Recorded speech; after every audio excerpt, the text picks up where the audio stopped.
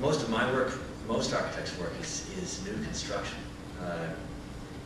But that is, in a way, new construction is not the problem when it comes to sustainability.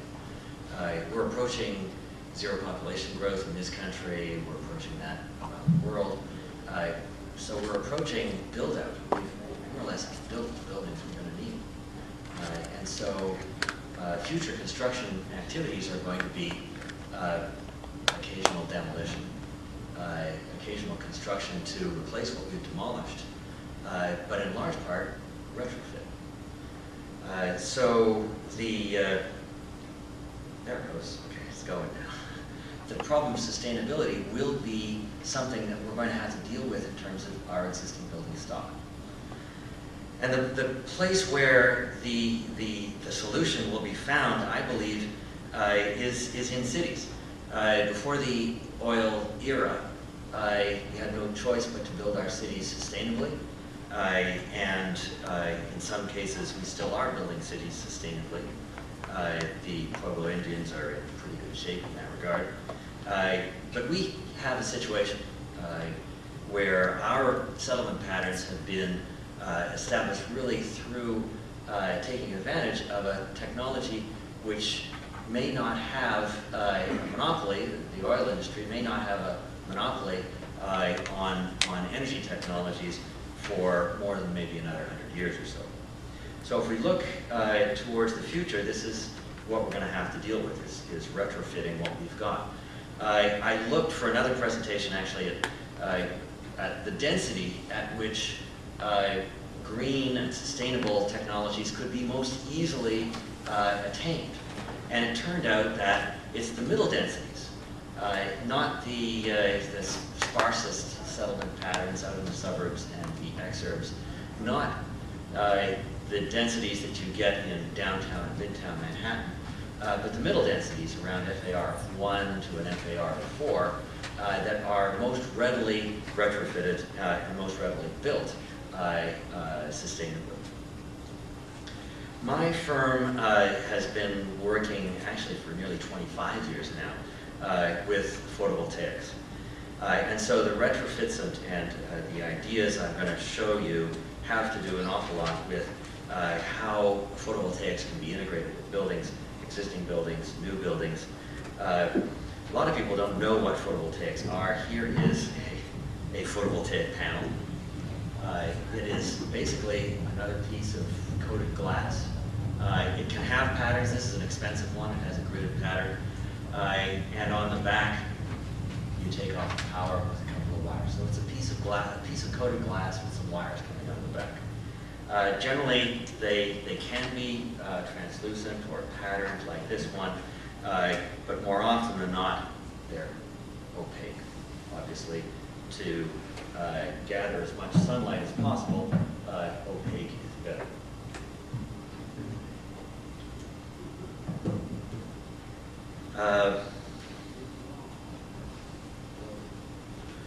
Now, the easiest way, of course, to retrofit anything is just to add photovoltaic panels or any kind of solar panel or any kind of green or sustainable element. Here is a brownstone in Brooklyn with photovoltaics just added to the roof. This is the easiest way, but and this is in response to generous subsidy at several different levels of government. This is also the most expensive way to retrofit,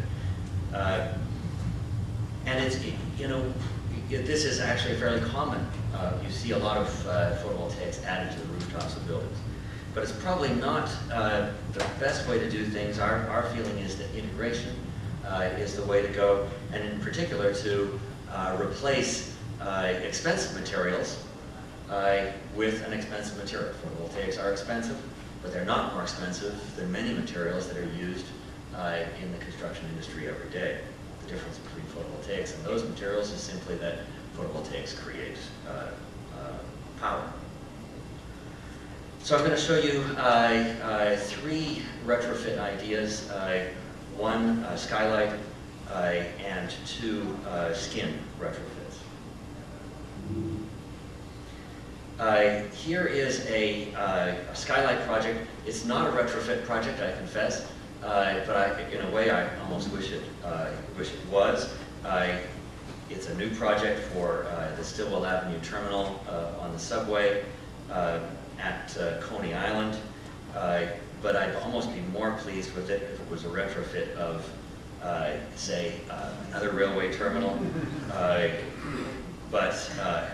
But we don't have that opportunity. We may in the future, and I hope we do. Here's our section, maybe not as nice as Penn Station's, but it's getting there. We looked at all kinds of different maintenance and daylighting and photovoltaic patterning options, and ultimately settled on this, which is now a product. It's RWE is Shot Glass are marketing this as a photovoltaic skylight panel. You can go ahead and buy it from them. Based on our design, it's not quite our design. We had to put a lot of variation into it to allow it to be competitively bid, but it's essentially two photovoltaic panels and a clear panel in an aluminum frame, conventionally glazed into a skylight system, panelized, and then everything is hitched together with quick connections to a series of inverters in the basement. Here it is under construction. Here's the interior. You seem to like it. And here it is in context from the nearby apartment building. Here's a couple of skin photovoltaic, perhaps retrofits. This is not a retrofit, but it may as well have been, so I'm going to present it to you anyway. This building was already designed when we were brought in, and the reason we were brought in is because this is 4 Times Square, the Condé Nast Tower, is that they'd gone to contracts and everything, and the developer realized he had a wonderful building. It's very, very green, very sustainable, very cutting edge for the time, but there was nothing visible about it that was green. There was nothing you could point to on the outside that indicated it was a sustainable office building. So they found us through NYSERDA and NREL, the National Renewable Energy Lab, and we were asked to see if there was any way we could apply photovoltaics to the skin of the building. And we found an area at the top of the building here that was going to be clad in, where the spandrel panel is a very expensive mirrored panel.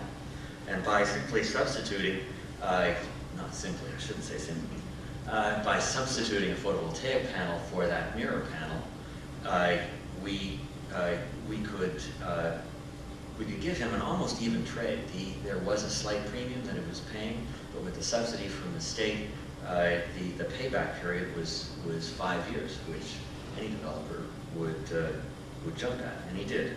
So so we had to go through all the testing, all that. We had to do a custom size. The manufacturer hadn't a panel in exactly this size, so we had to re-gear his manufacturing for it. And we had to, of course, install it into a standard flush glazed curtain wall. There's another problem, by the way, that it occurs on this building. To some extent, we were able to solve the problem, but on historic buildings, if you're reglazing, this shadow can be a tremendous problem if all of the current is being gathered from the sunlight and is traveling through the panel to this point here. That shadow represents a blockage and will short out the panel. So you have to be careful about how you're orienting the cells in the photovoltaics in any place where shadow can occur. we made sure that we could convinced him that overshadowing was not going to be a problem.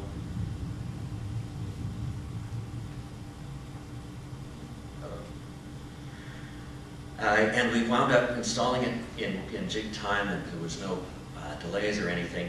The delay came, actually, to be honest, in connecting it up. One of the major design criteria that we never anticipated was the electricians. Whether you have to fit in, you have to work their game. And right now there is some question in the trades as to whether photovoltaics is a glazier's item or an electrician's item. We wound up also, photovoltaics in a skin application makes great sense if you can put the inverter right behind the skin. We had to run direct current all the way to the core of the building, which is a huge conductor, and install our inverters there. I wound up blowing the economics out of the water, I'm afraid to say, and it means that you, well, don't do photovoltaics on a change order. Here is one example, similar to some of the things that Nina was showing about where you might have to, in a retrofit situation, not necessarily wear the robes of a preservationist, but really look at some of the architectural opportunities that sustainability might throw up. This building is in central Hamburg. It's the headquarters of the local electrical utility. It's a wonderful example of a sort of a Mendelssohnian modern building. I don't have any photographs of the building here, but it's a wonderful curving facade, which was leaking tremendously. Air, water, everything. The client was going to be recladding the building. A friend of ours in Germany gave us the heads up and said, what could you do to reclad it in a way that might involve photovoltaics?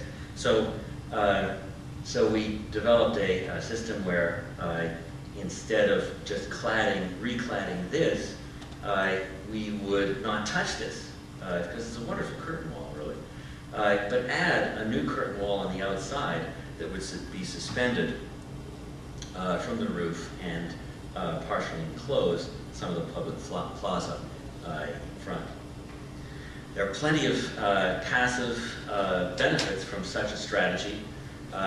You can ventilate in the summertime and harvest lots of daylight, but lower the cooling load on the exterior wall. And in the winter, of course, you can actually use that intermediary space as a passive heating device, similar to the screen suspended from the roof and partially enclose some of the public plaza in front. There are plenty of passive benefits from such a strategy. You can ventilate in the summertime and harvest lots of daylight, but lower the cooling load on the exterior wall. And in the winter, of course, you can actually use that intermediary space as a passive heating device, similar to the screens that John was proposing in Crown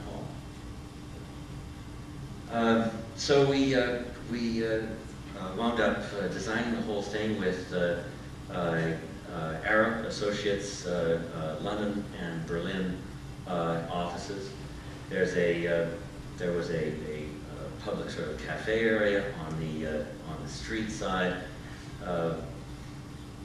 Every German worker has to have daylighting. It's law, believe it or not. You can't employ a German worker more than 30 feet away from a window, and he has to be able to see that window. So this was something that we had to maintain with this new facade. But a new winter garden, of course, a new employee amenity came with the project.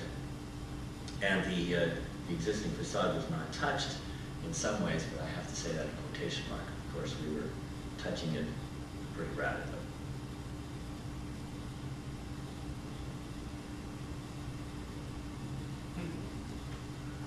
So some quick criteria. Here's New York, green.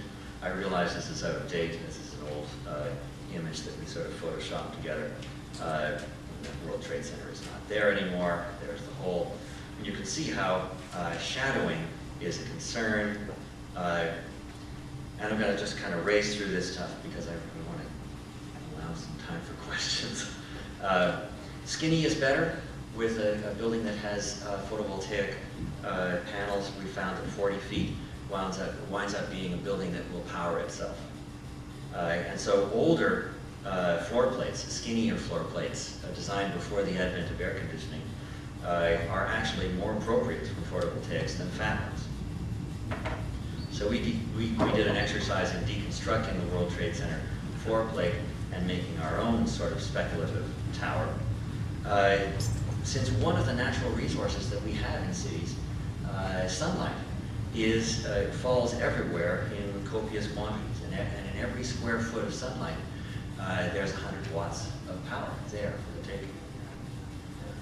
And we found that, in fact, even on the north side of a heavily shadowed urban site, there is light that has power that can be harvested in a photovoltaic scheme. There's wind up there as well, tremendous amounts of wind, and it tends to come from the same direction at a certain elevation. And so we did studies on how to harvest wind in high-rise applications, and this is another possibility. Mixing uses in high-rises will also even out the energy needs during the day, during the week.